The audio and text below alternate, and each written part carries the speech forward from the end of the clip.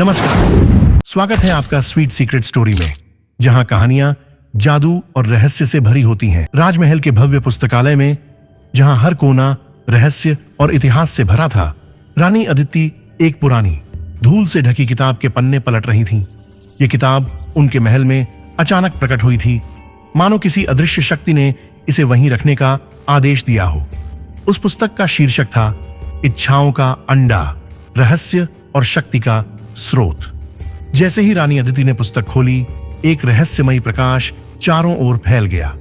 पन्नों पर लिखे अक्षर चमक उठे और उनमें अंकित कहानियां जादुई प्रतीत होने लगीं। उन्होंने किताब में वर्णित एक अंडे के बारे में पढ़ा, जिसे इच्छाओं का अंडा कहा जाता था।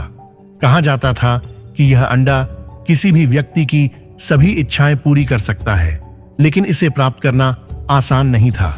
यह अंडा एक गहरी खाई के बीचों बीच स्थित था और वहां तक पहुंचने के रास्ते में असंख्य बाधाएं थीं। एक खतरनाक जंगल, जहां एक भटकती हुई आत्मा निवास करती थी।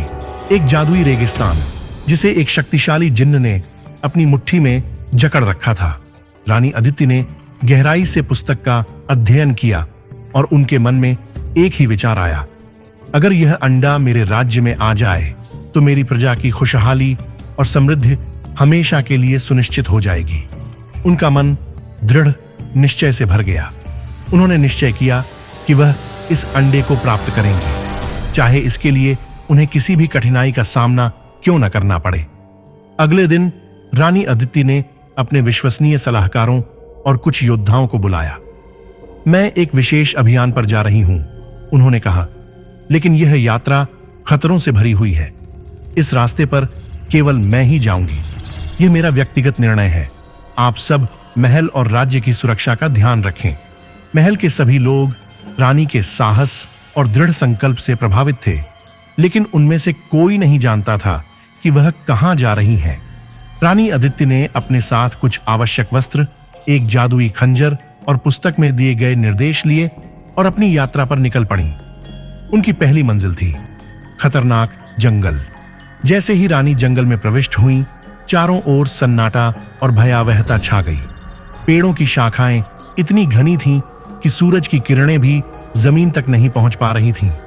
हर कदम पर उन्हें ऐसा महसूस हो रहा था जैसे कोई छाया उनका पीछा कर रही हो। कुछ ही देर में उन्हें एक झरने की आवाज सुनाई दी। उन्होंने पानी पीने के लिए जैसे ही झुककर झरने को छुआ, उनके सामने अचानक एक भूतिया आकृति प्रकट हुई। वह एक लंबी काली छाया थी, जिसकी आंखें लाल अंगारों की तरह जल रही थीं। कौन हो तुम? आत्मा ने गूंजती हुई आवाज में पूछा। रानी अदिति ने साहसपूर्वक उत्तर दिया, मैं रानी अदिति हूं और मैं इच्छाओं का अंडा खोजने आई हूं। आत्मा हंसी और बोली, यहां से गुजरना इतना आसान नहीं है। अगर तुमने अपनी बुद्धि और साहस का परिचय नहीं दिया तो मैं तुम्हें आगे नहीं जाने दूंगी। आत्मा ने रानी के सामने एक पहेली रखी। ऐसा क्या है जो जितना खाली होता है उतना ही अधिक भरता है? रानी ने कुछ देर सोचा। उनके पास समय की सीमा थी। अगर वह सही उत्तर नहीं देती तो आत्मा उन्हें वहीं रोक देती। थोड़ी देर के बाद रानी मुस्कुराई और उत्तर दिया, एक गड्ढा। आत्मा ने सिर हिलाया और कहा, सही उत्तर। तुमने अपनी बुद्धिमत्ता साबित कर दी है, लेकिन ध्यान रखना, आगे का रास्ता और भी कठिन है। जंगल पार करने के बाद रानी की अगली मंजिल थी जादुई रेगिस्तान।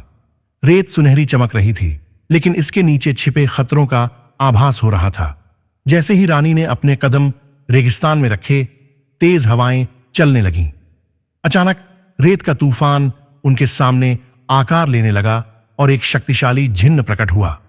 उसकी आंखें बिजली की तरह चमक रही थीं और उसका शरीर रेत और धुएं से बना हुआ था। कौन हो तुम और क्यों मेरे क्षेत्र में आई हो? जिन्न ने गूंजती हुई आवाज में पूछा। रानी अदिति ने साहसपूर्वक उत्तर दिया, मैं इच्छाओं का अंडा प्राप्त करने आई हूं। यह मेरे राज्य के लिए आवश्यक है। जिन्न हंसा और बोला, यह अंडा तुम्हारे जैसे किसी साधारण इंसान के लिए नहीं है। इसे पाने के लिए तुम्हें अपनी शक्ति, साहस और निष्ठा साबित करनी होगी। अगर तुम असफल होती हो तो यह रेगिस्तान तुम्हें हमेशा के लिए निगल जाएगा। गहरी खाई के केंद्र में वह दिव्य अंडा चमक रहा था, लेकिन घाटी के दोनों किनारों पर रेत के विशाल दानव खड़े थे जो इसकी रक्षा कर रहे थे। जिन्न ने कहा, तुम्हारे सामने दो रास्ते हैं, एक सुरक्षित लेकिन कठिन है, जबकि दूसरा सीधा लेकिन खतरनाक। तुम्हें खुद तय करना होगा। रानी ने गहरी सांस ली और खतरों से भरे रास्ते की ओर बढ़ गई। रेत के दानवों ने हमला किया, लेकिन रानी ने अपने आत्मबल और साहस से उन्हें हराया। आखिरकार उन्होंने इच्छाओं के अंडे को छू लिया। एक चमकदार प्रकाश चारों ओर फैल गया और अंडे ने कहा, तुमने अपनी यात्रा पूरी कर ली है, लेकिन याद रखो, इस शक्ति का उपयोग केवल सच्चाई और भलाई के लिए ही किया जा सकता है। रानी अदिति मुस्कुराई और दृढ़ संकल्प से कहा, मैं इस शक्ति का उपयोग केवल अपने राज्य और लोगों की भलाई के लिए करूंगी। और इसी तरह रानी ने न केवल इच्छाओं का अंडा प्राप्त किया, बल्कि अपनी सच्ची शक्ति और साहस को भी पहचाना। अगर आपको यह कहानी पसंद आई तो स्वीट सीक्रेट स्टोरी को लाइक, शेयर और सब्सक्राइब करना न भूलें। मिलते हैं अगली रोमांचक कहानी में।